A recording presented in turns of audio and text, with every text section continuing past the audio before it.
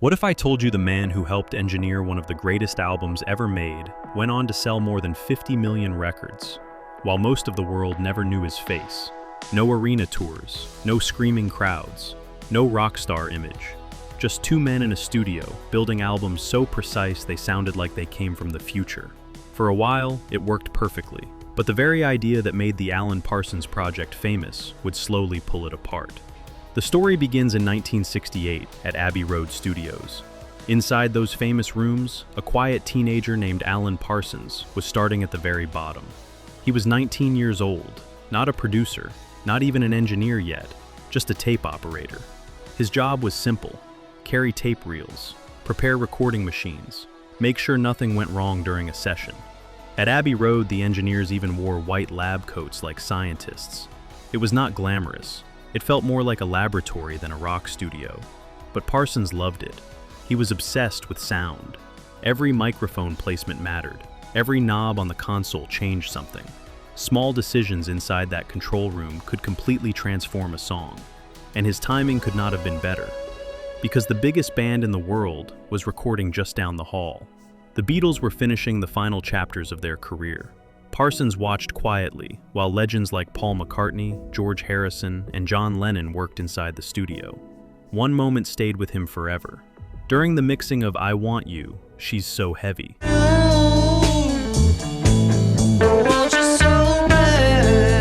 Lennon walked into the control room and made a strange request. Normally, rock songs fade out slowly at the end. The volume drops little by little until the song disappears. But Lennon shook his head. "Don't fade it," he said. "Just cut the tape." So when the moment came, the engineers literally cut the tape with scissors. The music stopped instantly. No fade, just silence. That moment showed Parsons something important. Music was not only about the band playing instruments. The real magic often happened behind the glass, inside the control room. And a few years later, he would prove that idea on one of the most famous albums ever recorded.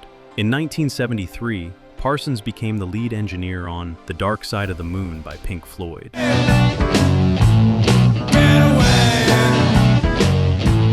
The album pushed studio technology further than anyone had before. The ticking clocks in time, the ringing cash registers in money, voices floating through the music like ghosts. Those sounds did not happen by accident.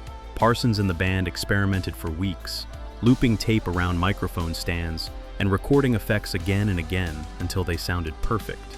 The album became a global phenomenon. It stayed on the charts for years and turned into the ultimate test record for hi-fi sound systems. But here's the twist. Despite helping create one of the most famous albums in history, Alan Parsons was still just the engineer, and he had started wondering what would happen if the engineer became the architect. Then one day in the Abbey Road cafeteria, he met a songwriter named Eric Woolfson, and that conversation would lead to an idea that could change the music industry. In the early 1970s, the music world was built around bands. A group had a singer, a guitarist, a bassist, and a drummer. They toured together, fought together, and built their fame on stage. Fans knew their faces. But Alan Parsons and Eric Woolfson were imagining something completely different. They began meeting regularly at Abbey Road Studios, often in the cafeteria. Woolfson was not a studio engineer. He was a songwriter and manager who understood the business side of music, but he also loved storytelling. Their conversations kept returning to the same idea. What if an album could be like a movie? A full story from beginning to end. Different singers for different characters. Different musicians chosen only because they were perfect for that specific song. In other words, the band would not exist. The studio would be the band. At the time, this idea sounded risky. Record labels wanted touring artists. They wanted personalities fans could follow. But Parsons and Woolfson believed something else mattered more: the sound. And here's where it gets interesting. In 1975, Pink Floyd invited Parsons to engineer another album. It would later become Wish You Were Here. For most engineers, that opportunity would have been impossible to refuse. Working with Pink Floyd again meant another massive hit and a guaranteed place in music history. But Parsons shocked everyone. He turned it down because he and Woolfson were about to launch their own project. And in 1976, that idea finally became real. They called it the Alan Parsons Project. Their debut album was Tales of Mystery and Imagination, inspired by the dark stories of Edgar Allan Poe. It was ambitious from the start. The songs explored Poe's famous tales through dramatic arrangements, orchestral sections, and eerie sound design. One track, The Raven, even used one of the earliest rock recordings featuring a vocoder,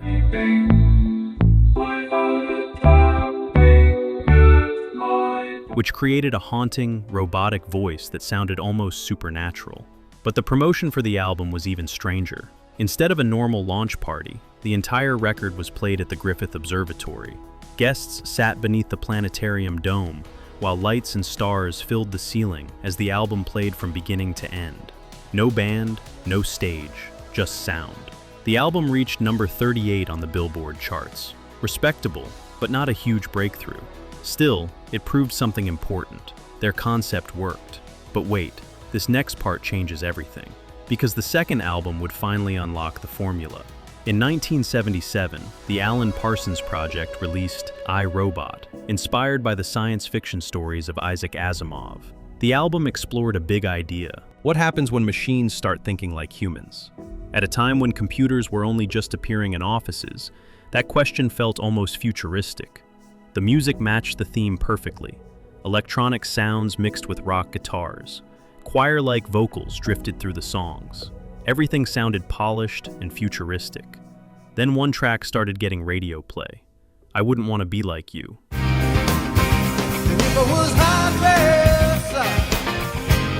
The song featured singer Lenny Zakatek, delivering a funky, confident vocal that climbed the Billboard charts. And here's the strange part. Most listeners had no idea who Zakatek was. They did not know the band members either. All they knew was the music, and somehow, that mystery made the project even more interesting. By the end of the year, I, Robot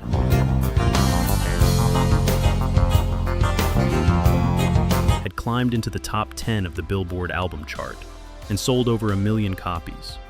The experiment had worked. A band with no permanent lineup had become a global success. But the biggest hits of their career were still ahead, and the song that would make them famous around the world almost did not exist. By the end of the 1970s, the Alan Parsons Project had quietly become one of the most successful studio acts in the world. They still did not tour. They still had no official band lineup, yet album after album kept climbing the charts, and the strange formula kept working. Each record had a theme. Each song featured the perfect voice chosen for that moment. Parsons focused on sonic perfection, while Eric Woolfson shaped the stories behind the music. In 1978, they released Pyramid, an album inspired by ancient mysteries and the legends surrounding the Egyptian pyramids. The record explored humanity's obsession with hidden knowledge and lost civilizations. One song in particular began attracting attention: What Goes Up. What goes on in your life is right. It became their first top 20 hit in the United States, proving the project was not just an experimental studio concept. It could compete with the biggest names on radio, but Parsons and Woolfson were just getting started. 2 years later, they released The Turn of a Friendly Card in 1980. The album explored gambling and risk, the idea that life itself sometimes feels like a game of chance. And suddenly, the songs were everywhere. Games people play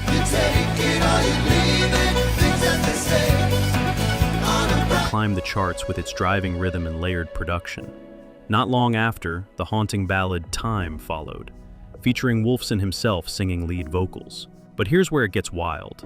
Even as these songs became hits, most listeners still had no idea who the voices belonged to. One song might feature Chris Rainbow, another might feature Lenny Zakatek. Sometimes, Woolfson would step in and sing himself. But the album covers never highlighted those singers. The brand was the project, and by the early 1980s, that brand was about to reach its peak. In 1982, the Alan Parsons Project released the album that would define their entire career, Eye in the Sky. The concept came from a strange place. Woolfson had visited a casino in Las Vegas where surveillance cameras watched every table. Casino workers kept repeating the same phrase, Eye in the Sky. The idea fascinated him. A system always watching, always observing.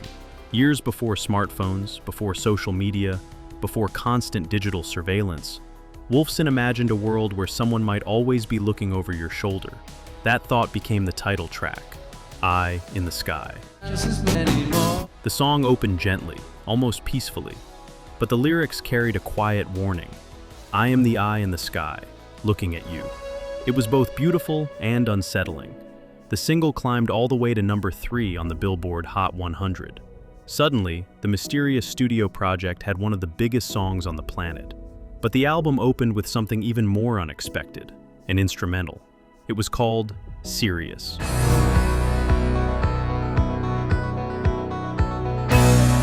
Just under 2 minutes long, with no lyrics at all, the track slowly built into a powerful wall of sound. It felt triumphant, almost cinematic. At first, it seemed like just an intro to the album. But wait, the real story of Sirius would not appear until years later. Because in the late 1980s, the Chicago Bulls were searching for new music to introduce their starting lineup before games. They chose Sirius.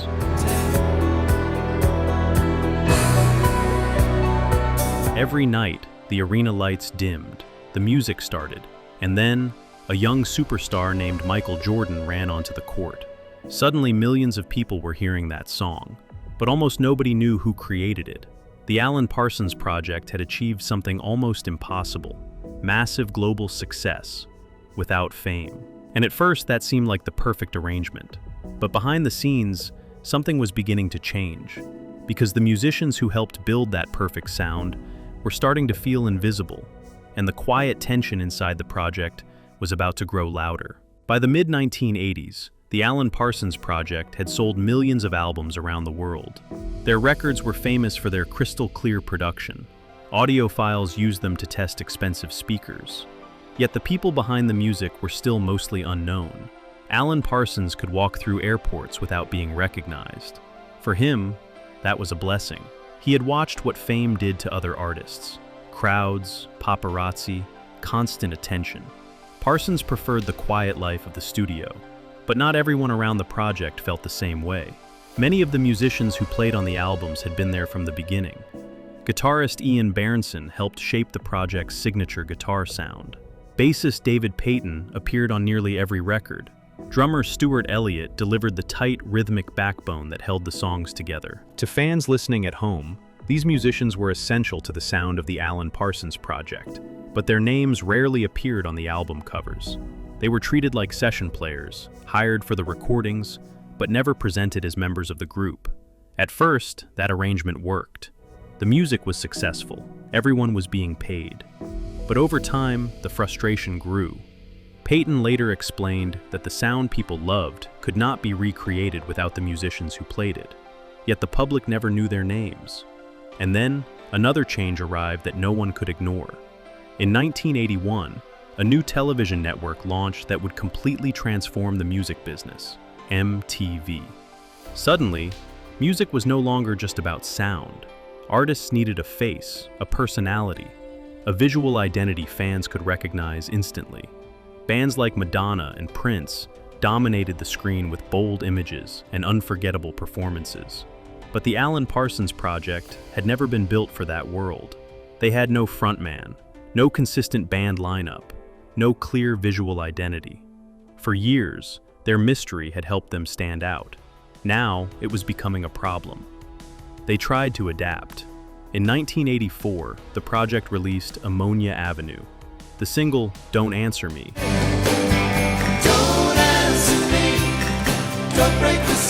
reached the top 20 in the United States, helped by a colorful animated music video that fit perfectly on MTV. But the momentum was fading. The albums that followed still contained strong music, but they no longer dominated the charts the way Eye in the Sky had. You've taken lots of chances before. Vulture culture arrived in 1985 with songs like Days Are Numbers, exploring themes of ambition and pressure in modern life. Then came Stereotomy, one of the earliest rock albums recorded entirely on digital tape. The technology was cutting edge, the sound was incredibly clean, but some listeners felt something had changed. Digital recording removed the warmth of analog tape. The music sounded sharper, more precise, but slightly colder. And behind the scenes, the biggest change was happening between the two men who had created the project. For years, the partnership between Parsons and Eric Woolfson had worked perfectly. Parsons focused on sound, Woolfson focused on story. Together, they balanced each other. But slowly, their visions for the future were starting to move in different directions. And the next album would quietly become the final chapter of the Alan Parsons Project. In 1987, the Alan Parsons Project released what would become their final official studio album together. It was called Gaudi. The album was inspired by the legendary Spanish architect Antoni Gaudi, the creative mind behind Barcelona's towering cathedrals and surreal buildings. Woolfson saw Gaudi as the perfect symbol for their music, an artist building enormous structures piece by piece, just as they had built albums inside the studio. The music was ambitious and beautifully arranged. Songs like La Sagrada Familia captured the dramatic scale of Gaudi's architecture, blending orchestral sounds with rock instrumentation. But something was different. The sales were lower than their earlier albums. The music industry itself was changing. Radio favored simpler pop songs, and MTV continued pushing artists with strong visual identities. The quiet studio project that once felt mysterious now struggled to compete. And behind the scenes, the partnership between Alan Parsons and Eric Woolfson was reaching its breaking point. For years, their creative tension had fueled the project.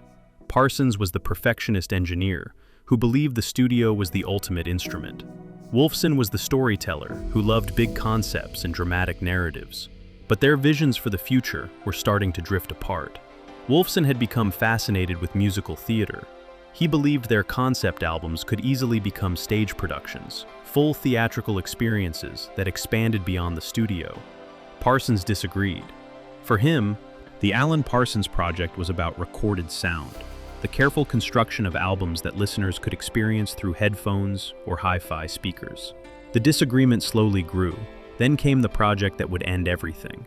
In 1990, Woolfson began developing a new concept album based on the ideas of Sigmund Freud. The album was called Freudiana.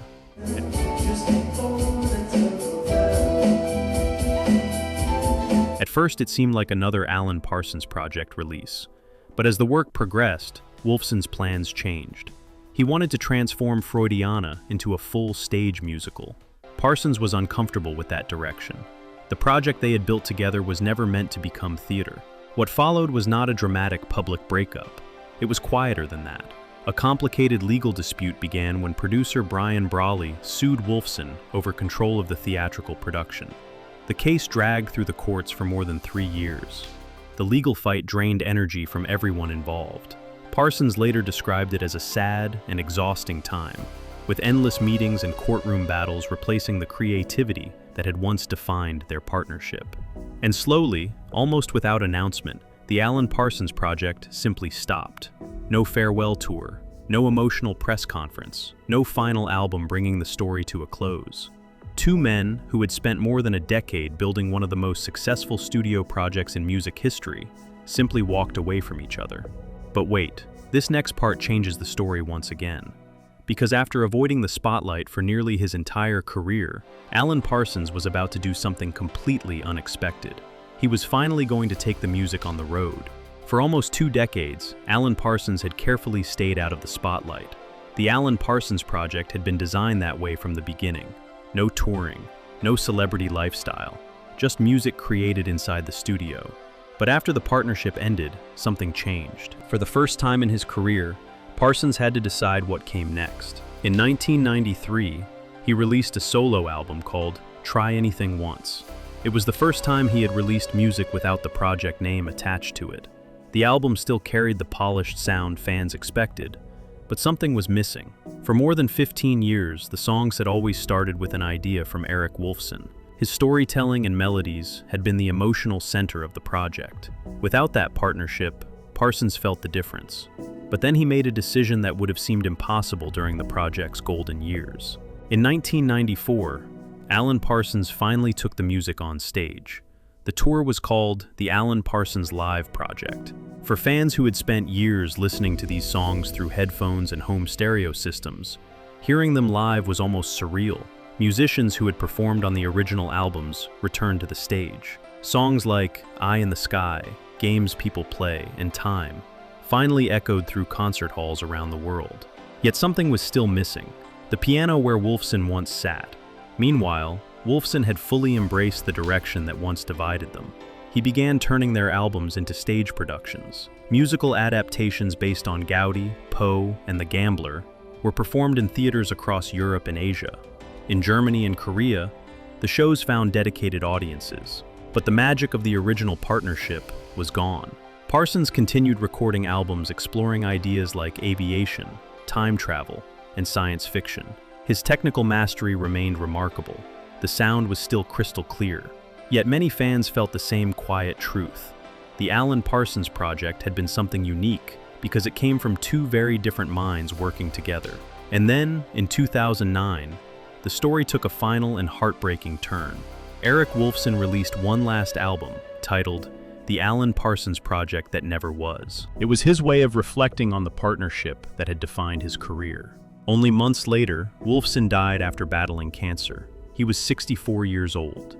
The voice behind many of the project's most memorable songs passed away quietly, still largely unknown to the millions who had listened to his music.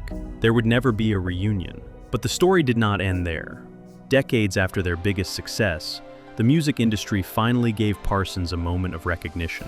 In 2019, he won a Grammy Award for the immersive audio edition of Eye in the Sky, honoring the album nearly 40 years after it was first released. Today, the legacy of the Alan Parsons Project continues in unexpected ways. Before every home game, the Chicago Bulls still introduce their lineup with Sirius, the powerful instrumental that once opened the Eye in the Sky album.